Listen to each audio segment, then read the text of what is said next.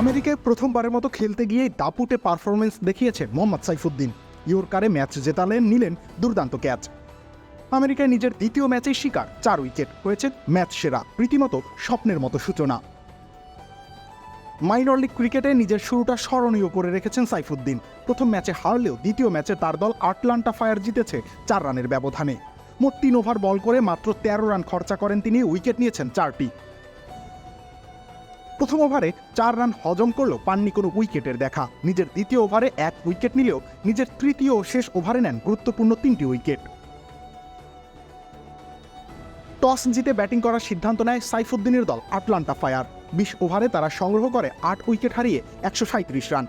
Bat হাতে সাইফুদ্দিন করেন 5 বলে 6 রান। খামেরা তো দাগ হয় কিভাবে? এই যে ভাবি, দাগও যাবে রাগও যাবে, নিন চাকা সুপার হোয়াইট। রান আউট হয়ে সাজঘরে ফিরে যান তিনি, তবে এরপর আলো ছড়ান বোলিংয়ে।